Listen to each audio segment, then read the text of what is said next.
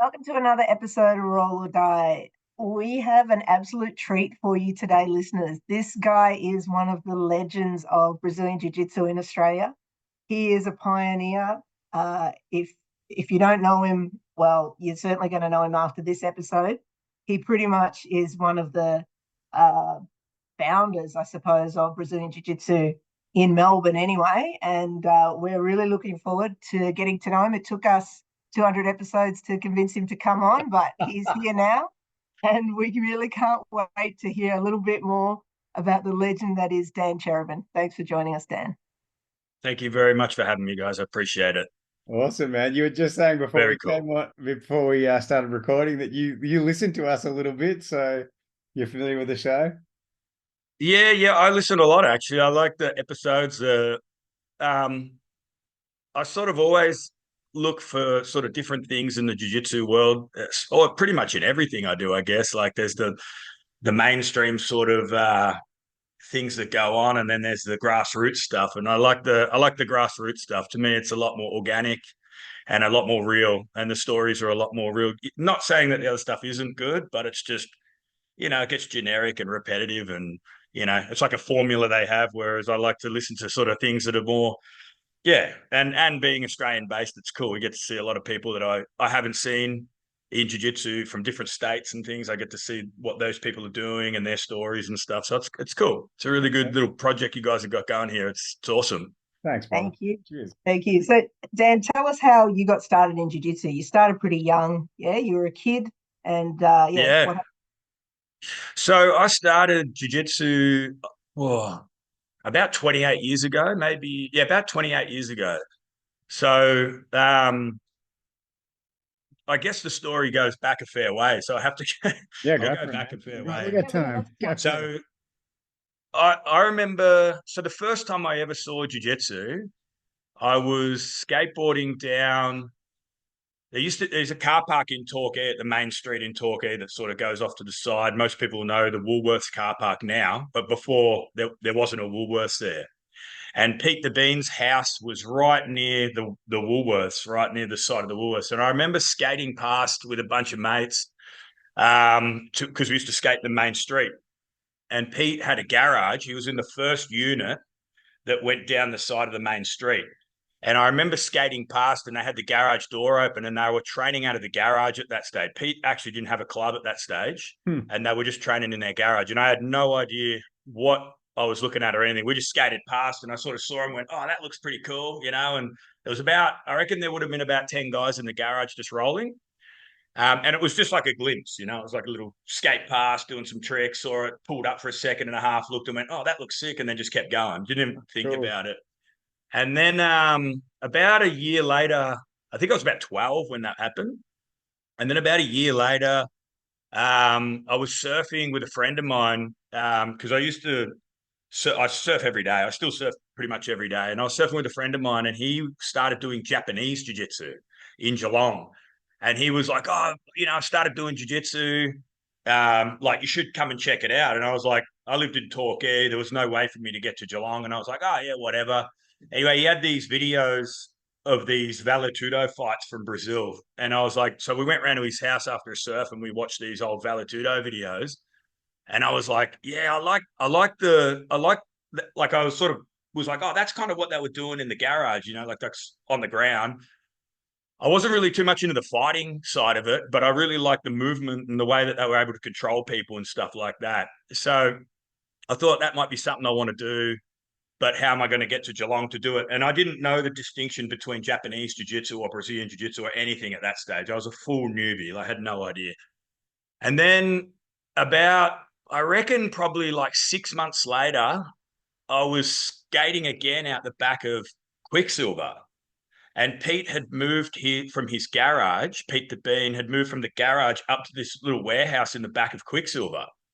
And I remember skating up, and I was just skating out the back, and there was just a door that said jiu-jitsu on it. And I was like, oh, jiu-jitsu, but it's just spelt Jiu instead of JU. So I pushed the door open to have a look, and it was literally just a doorway that opened straight onto the mat. And there was about 10 guys in there rolling. And so I walked in, and like you literally had to take your shoes off and just hop onto the mat. There was no sort of reception or anything. And I sat against the wall and I watched for like a week, I reckon. I went in and out for like a week. I was like, this is sick. This is what I want to do. But I was 13 at the time, and there was only guys training that were like 26, 28-year-old guys training. So I was a lot younger. And the room was so small that basically I was kind of told, like, wasn't directly told, but was kind of like, hey, you either got to train or you got to piss off because there's not enough room. Yeah. And I was like, right. So I started training and put a gi on and started doing jiu-jitsu. And that was the first club I trained in, was probably like the original first club in Australia doing 100% jiu-jitsu. Yeah. That's amazing. So like you were a Yeah. jiu-jitsu So that's, bully for the first week, right? You were like oh, like like a kid goes and hangs around in a video arcade. That's what I'm imagining here, right? Like you're hanging around the older kids, trying to get a quarter. But did you want to roll then, and no one would invite you, or did you were like so fascinated? I was pretty like timid. I was pretty timid, so I was kind of like, I think they'd offered me to roll, and I was like, oh nah, yeah. I've always like been a pretty nervous person, I guess. Like when it comes to like, I've always sort of had anxiety and stuff like that from a young age. Yep. So like even before I started jiu-jitsu, I used to go to surf competitions, and like I would go to the final of surf comp, and then I would get to the final, and then I'd just run off down the beach just before the heat would start, and my dad would like run after me, and he'd wave me in, and he'd go, you're just surfing a final, like come on, like, and I'd have to run back up the beach and paddle back out, and so because it'd just get too much for me, and I'd be like, I don't want to do this, I'd rather just go down the back, like the peak down the beach and just go surf by myself. Yeah. And so I guess it was more me than anything else. Like they were super friendly. Everybody in the club was really friendly.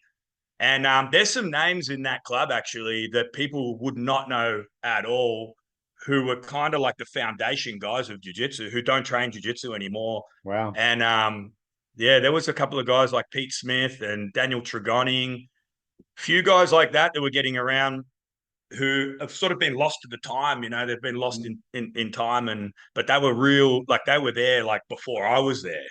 Wow. So they're real pioneer guys. They were like, as soon as Pete got back from Brazil, they were training with Pete the next day, sort of thing. Yeah. You might have been the But first. so they were really nice, and I just was kind of like, oh, I don't know, I don't really want to train. They're all too old and blah blah. And then as soon as I got on the mat with them, it was like any other, it's like a kid gets on the mat, teenager, and they're kind of like, they just helped me out and started teaching me. But it was a bit more brutal back then, I guess.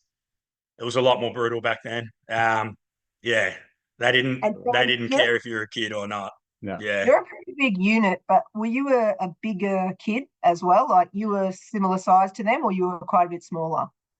No, so my first ever jiu-jitsu competition, I've still got the trophy, and it was under 55 kilos.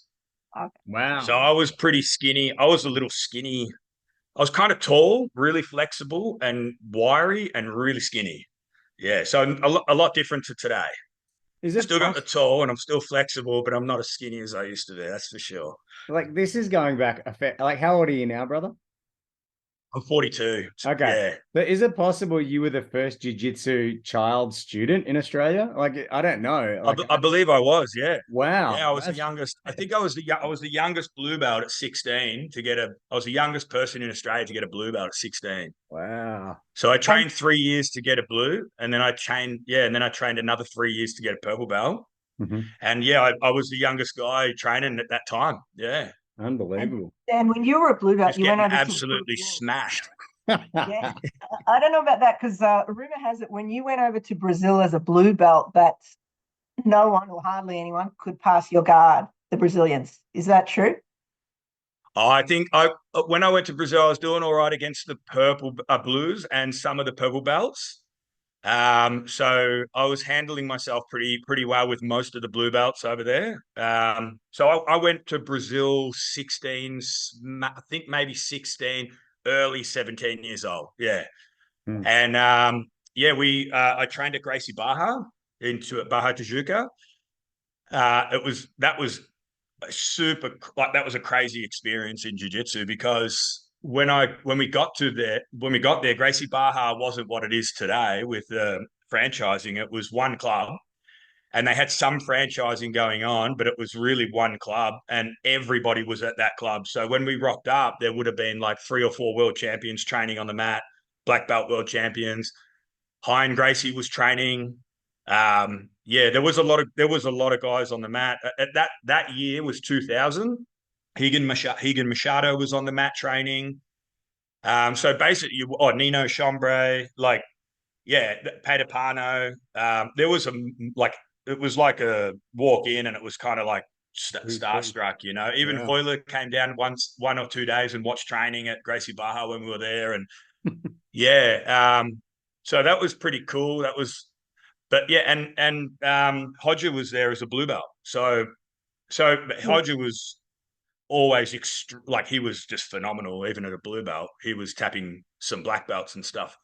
And yeah, but I basically, I was doing okay against the blues, and then the purple belts, it was sort of like 50-50. Yeah.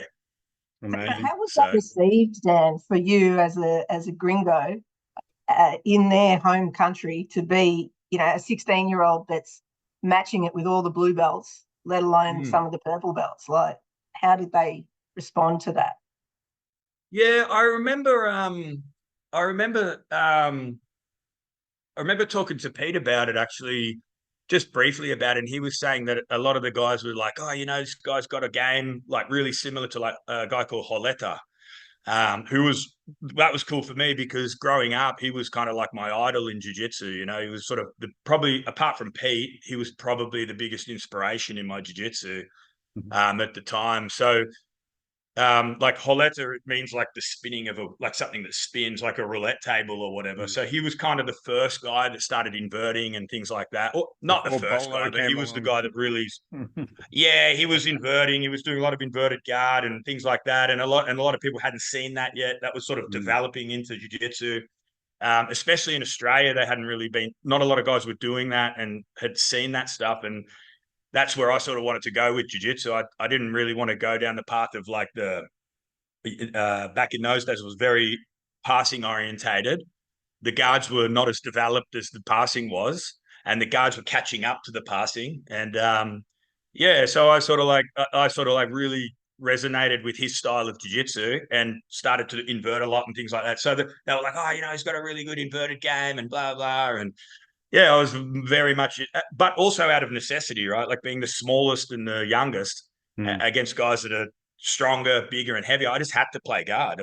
Wasn't really a choice. It was more just like, yeah. So you've developed, put me on my back and into a big guy. Do you still invert and do all of this stuff now that you're a bigger... yeah. I still play like I still invert and everything like that. Yeah. So I still play my guard the same as I played like when I was a kid. I've never changed.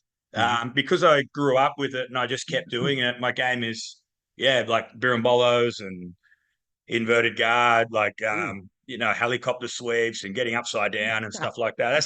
That's the fun part, right? Absolutely, that's the fun part. When you're on the delivering, not so much when you're on the receiving. It's like I think it's important too, like going from like becoming an instructor is super important, that you've got to be able to understand those things too, right? Because jiu-jitsu is such a spherical thing. It's not a lineal. It's lineal in its thinking of positional dominance and stuff, but it's very spherical when you start to look at it. It's like you know, like a ball rolling around, and understanding how the concepts work facing upright is one thing, and then learning how they work upside down is a really unique process to have too. So I think it's like, yeah, I think as an instructor, you need to keep developing and developing and developing those skills. You can't let those skills wane back and sort of fall onto your what you like to do. You have, like, I like inverting and stuff, but it's like you need to, you know, you've got to keep playing different positions and evolving your game in different areas, because you're not, when you're an instructor, you're no longer learning jiu-jitsu. You are learning jiu-jitsu for your own capacity to be better, but you also got to learn to understand what the new, I guess, modern style of jiu-jitsu is. So you can pass those skills on and understand what people are talking about and things like that, you know. Beautiful. That's the beauty of it. It always keeps evolving. Yeah. Dan, There was a period there, I think it was towards the end of your teenage years, where you sort of lost touch with jiu-jitsu and then Yeah. you came back to it. Can you talk to us a bit about that? You had a bit of a So break.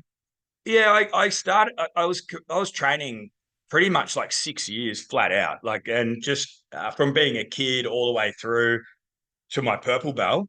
I competed a couple of times at purple belt, and I sort of just got to like a young age where I was like, I want to party a little bit more, I want to, chase girls and things like that, do what everybody else is doing, not just be in a jiu-jitsu gym every day. Um, so I sort of did that for a while, but that belt, the purple belt, and that era was only about 2 years, and I was still training, but not training as hard as I was training for competition and stuff. But it was really beneficial to me because I felt like I learned a lot about the principles of the art. I got to push. When you're competing, it's very linear. It's very like this. You need to sort of hone in on what you do well, and then you have to have a process of how to win tournaments. You've competed, Kim. You got to narrow your training, and then you focus, and you start to so you can win as many matches as possible. But when you're not competing, you need to have something that's like something that keeps you going when you're training. And even though I was having a bit of a break for a few years, I was on purple belt for nearly, I think it was like 6 years. So what I did was I tried to push the principles as far out as I could.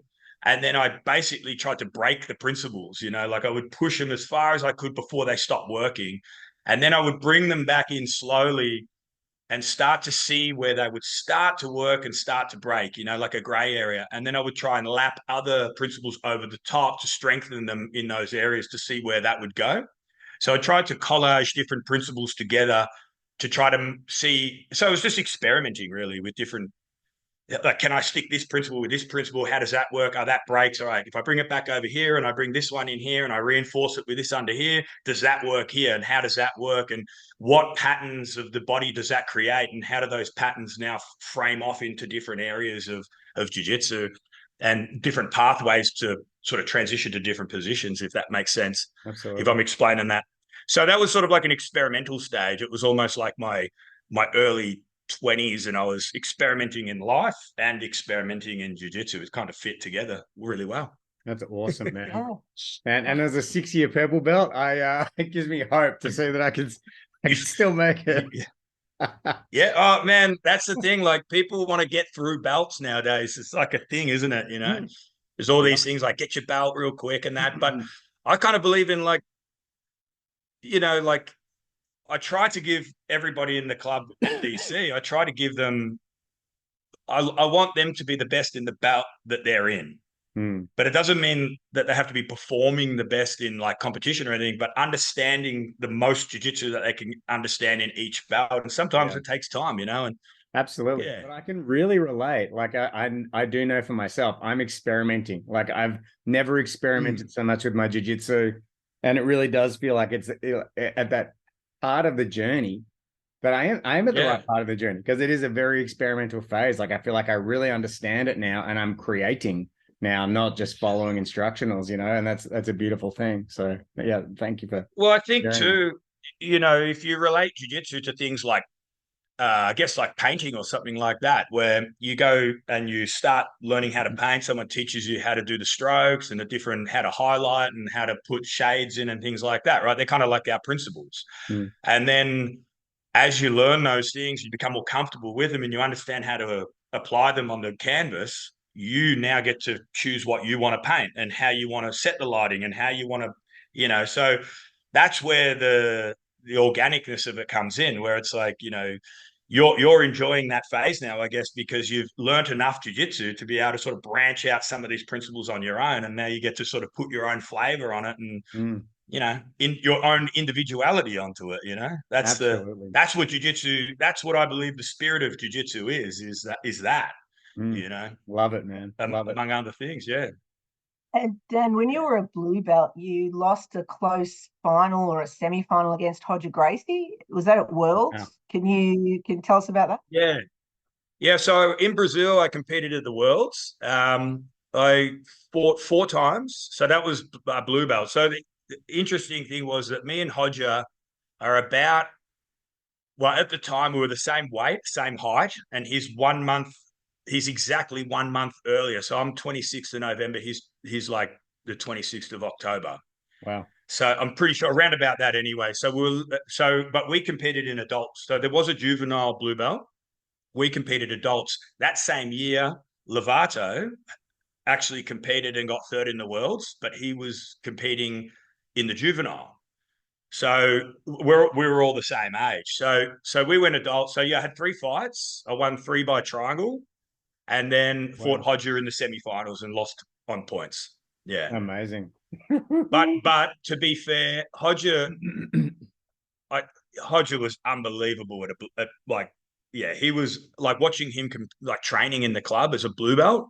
He was like murdering a lot of guys, a lot bigger and a lot like guys that were smashing me in the club. He was just handling quite easy. Yeah, and same style as pretty much the same style that he had at black belt. You know, it's that beautiful, simplistic jiu-jitsu he has. You know, amazing. You talked about your anxiety earlier on in the show, and definitely I've dealt with that as well through my jiu-jitsu journey. It's getting better. Like jiu-jitsu, I've got to say, has contributed greatly to the lowering of my anxiety. But what was your experience of that? Did jiu-jitsu help you in this area and the competing, or did it heighten this for you? Especially things like worlds. Yeah, I've always struggled with anxiety. It's always been a thing. I wouldn't say struggled with it, actually. I've always had it. But it's always been something I've seen as a thing that I think it's like I treat it like it's a jiu-jitsu competition. So like every time it starts to rear up, it's like me and the anxiety have this battle, and I always win. Cool. You know, and every time I win, I just like get a little stronger, and it's like, dude, you know, like I've fought you 20 times and I've beat you 20 times. Like, stop. What do you keep coming to challenging me, right? Like, go away for a little while, you know? And in competition, it was really hard for me to compete. I hated compete. I didn't hate compete. I love competing, but it wasn't until I got in the moment of competing that the anxiety would go away. So I had different ways of dealing with it. But once I got into the moment, like, you know, I'd slap hands and the ref would go, then everything would just fall away. It was like it would just fall off me. And then in the moment, you live in the moment. And then because anxiety really broken down into the simplest form, it's just worrying about something in the future or something in the past. Yeah. And when we're in the moment, it goes away. And it's learning how to understand that it's just something in the future and something in the past. And you can't control what's in the past, and you can't control what's in the future, but you can control what's right now. So yeah, I think competing, it was hard because of the anxiety, but also it made me much stronger to fight the anxiety and, you know, see how small it is. It actually is in my life compared to the rest of my life. I was like, it's just this little thing that I can beat the crap out of whenever I want. So cool, man. It's the best way anyone's ever described dealing with their anxiety in our show, as far as I'm concerned. Like, it's such a great visual. You're already competing. You're already winning matches, losing matches, but you keep beating your anxiety in a jiu-jitsu match. Yeah. And, well, you beat your anxiety every time you walk away from it, right? Yeah. Some people don't get to walk away from it, you know. Some people, it's too much for them, you know. But if you walk away from it, and it just becomes weaker and weaker and weaker, and to the point now where I almost, like, you know, I have a healthy level of anxiety like the rest of us do, but it doesn't control me doing anything that I don't want to do or do want to do, you know. Yeah, love it, man. When I first started, Dan, I remember you used to have some epic battles on competition mats with Big Mick Wilson. Can you tell us about some of those? He's a monster. Was like legendary in Australian Jiu-Jitsu. Mick's a monster. Mick was man, he was such a. I mean, is he still? I don't even. Is he still training or? So yeah. The last time I heard he's blown his knee out or something. But yeah, he was a monster. We had some great battles, and we had some really good training sessions too, because we were obviously from the same team. I don't know. There was I don't know if it would say like a rivalry with Mick, because I always admired Mick. I thought his jiu-jitsu was fantastic. I thought his period of jiu-jitsu that he came in was perfect timing for jiu-jitsu in Australia. They needed someone like that. There wasn't someone that was super dominant and then going overseas and showing that dominance overseas and showing what jiu-jitsu could be overseas. And wasn't until a little bit later when these other guys started doing it. I'd done it earlier on, and also Pete obviously was before me, going to Brazil, and then and a lot of other guys going in at the same time as me and a little bit after me. But Mick really came in, and yeah, he had his place in jiu-jitsu history and always will. So it was I really admired his jiu-jitsu, and one thing I admired about Mick, he had this unbelievable dedication to whatever he did. Like he was very strict on his diet. I came from a completely different background of just surfing every day, hardly going to school, wagging whenever I could to go surfing, skating. So like when all these guys came in and they were all like lifting weights and, eating like 5 meals a day, I was just like, I don't even know what this is. Like, I just want to surf and train. So I used to walk up to the Melbourne club and there'd just be all these guys with huge muscles and that. And I'd be like, dude, I just this skinny surfy guy from, I didn't even know what weights were. Like, guys were telling me about kettlebells, and I'm like, I don't know what a kettlebell is. I know what a cutback is. I know how to do an air out of a skateboard ramp, and I know how to do jujitsu. And that. But he had this great work ethic, and he had this fantastic, like, I used to admire, be sitting at the comp, and he'd finish a round, like a heat, and then he'd go up, and I go, "What are you doing, Mick? How you going?" He'd be like, "Oh, hang on, I've got to eat," and then he'd eat. He said he had to eat at certain times, and I was like, "Dude, you got way more discipline than me. I ain't like that. I What about can't do now? that." I'm like, yeah. So What about now? Are you disciplined now? no, no, I'm not gonna lie. My life is very, very cruisy. I get up in the morning and I surf. I guess if you surf every day, it's discipline, right? Make sure your Absolutely. daughter gets the bus. No, Mhm. I have my disciplines that I have to do. Like, I surf every day. I got me fishing and that. I try and train every day. At least, like, I do jujitsu 4 to 5 days a week. So, I'm still training. So yeah, I'm disciplined in that sense. I still keep a good diet, but I've never been like a super, like, I've got to eat this and only this, and I've got to. No, I enjoy Mhm. myself. That's for sure. Oh, I don't drink, and I don't smoke, and I haven't drank or smoked for 15 years. So I guess that's Wow. discipline. Awesome, man. Yeah, Yeah. yeah. Awesome. And Love it. speaking about now, Dan, what do you think about the scene in jiu-jitsu in Australia right now? I love it. I love Yeah. it. I think the scene's unreal. Like, I think you know, I having the privilege of being able to see it from almost 30 years ago and see what these guys are doing now. It's awesome. And, guys like Lockie and that going out and making a huge impact on an international stage, and then being able to transfer that into, a really big internet presence. I think that's absolutely unreal. And and a lot of the other crew that are pushing the world championships and, you know, like, when I did the worlds, I was there as a blue belt, but it was very early days in jiu-jitsu. And nowadays, like, it's so stacked, these divisions. Mm. There was a woman, I can't remember her name. I think she just won like silver or gold at the no-gi worlds from Dominance. Adele von Rendo? That's her. Yeah. Yeah. I've watched Yeah. some of her fights, and like, super technical. Oh, Um, yeah. And just, she's a bit I like love you the, because she came up as a kid. So it's yeah. very similar to yourself. Yeah, like, I like, I like to, like, Australians are always, whenever they dedicate themselves, we're a small country and we have a very small contingency of jiu-jitsu people, but our level is extremely good. Yeah. Like, if you think about how far some of our no-gi competitors have gone, it was only a few years ago that those people took the gi off.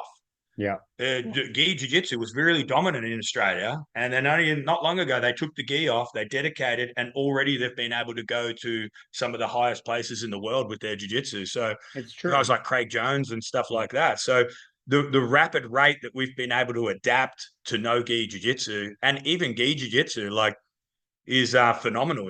So yeah, we're in a good spot. Australia's got a very strong level, and if you talk to most people around the world, we're kind of known as being, you know, good A at problem. jiu-jitsu, and we've got that sort of Aussie grit. Yeah. So You yeah, I showed that think Aussie grit. Obviously, sorry to cut you off, but like you were giving you're right. them trouble when you were a kid and you went over to Brazil. So it is something about Australian culture. Like even if we don't have the latest info, maybe we're certainly going to give people problems, you know. We make up with it in our toughness, that's for sure. That's right. Yeah, Aussies are tough. Like, you know, last time I went to Brazil, they were all calling me the white monster. They were like, oh, the monster's here, you know, because you would do, you know, 12 6-minute rounds in the middle with just black belts back to back, you know. You just, it's what we do. We go in and we go hard. And yeah, but I think now that we're right up there with the technical, like technically in jiu-jitsu, we're right up there. Like we're not, Australians shouldn't think that they're behind in any way. You know, we are right there with the best in the world. And with the talent that's coming through, like I watch a lot of the younger teenagers doing jiu-jitsu and stuff at the comps and that, and with their talent coming through, like there's some absolute weapons coming through. Like these young kids that we don't really know yet, and in the next 3 to 5 years, we're going to know who they are. And they're weapons, they're beasts. There's a lot of guys. Yeah. Absolutely. There's a lot more opportunity now too for jiu-jitsu kids, right? Like and jiu-jitsu competitors, you know. Before it was sort of seen as like a really niche thing, but now you talk to almost anybody and they all know what jiu-jitsu is. Like I went through high school and nobody knew what it was. Literally not a person knew what jiu-jitsu was. You know, I used to have arguments at lunchtime because people used to come up to me and talk to me about Mike Tyson and Bruce Lee, and I'd be telling them this guy Rickson Gracie would smash him, and they had no idea who Rickson Gracie was. They were like, "What are you talking about?" And I was like, "You guys don't understand like grappling is." Yeah, exactly. Yeah, that's what it was, you know. I've got a quick question before Kim does a wrap-up question, and that is, how did it take us so long to have you on the show? Like, why did you block us for so long, brother? Look, I like to stay in my own lane. Okay. You know? Like I don't like to push myself out there too much. I've got a bit of a saying within my club where I feel like, you know, jiu-jitsu instructors should be less seen, but always available to their students. You know, so as you become more of an instructor, you should take a step back, become more of a coach, and let your students become the front people of your club. And I try to sort of like live by that a little bit. I like to have my own time and be my own person. And I like to talk, but when you get me talking, I can't shut up. But just to get me talking is the hard bit. Yeah. Got it. So that's it. You know, like I just like to stay in my own lane. I don't want to. I don't want to be like try to overtake anybody that's doing great things out there or anything like that. You know, stay in my surf, go fishing, train jiu-jitsu, and enjoy what we've got going on down in Geelong, you know. Yeah. Love it, man. Well, we'll have to get you on a second time at some stage because I still think there's many more stories to share, much more information for you to share with our listeners. But just as a final, we've got just over 2 minutes. Do you have any words of wisdom, any final parting thoughts for our listeners? Yeah, I think for people that really love jiu-jitsu, like we all do, everybody who trains jiu-jitsu loves jiu-jitsu for their own way, you know, and their own reasons. But to try to allow yourself the freedom to try things and understand that failure in those things is your best friend. Like, try to change the way you look at failure and understand that failure is the success in your jiu-jitsu. If you don't fail and you're not trying, you will get stuck in a rut and you will not be able to break out of that rut. People call it ego, but it's not really ego. Ego is great for us to be able to try to learn new things and push ourselves and things like that, as long as it's healthy. But failure is what holds us back. You know, failure is the kryptonite to progress. So you need to understand that failure makes you stronger. And that's what I try to teach my guys. Like, if you want to open up and experience jiu-jitsu 100% and fully bring it into your body and into your blood and into your soul, you have to understand that failure is it's not a dirty word. And you're not bad at jiu-jitsu for not winning all the time. You will get better. And failure is going to be your best friend in your training. So try new things, open up, and then that's going to bleed into your off the mat life as well. Brilliant. You know? Wow. Amazing. Thank you so much, Dan. Really appreciate it. Thank you so much, Dan. No worries, guys. We'll chat in a couple of weeks, and hopefully we look forward to seeing you on the mats soon. Take care. Cheers, everybody. No worries. Bye. Thank you very much.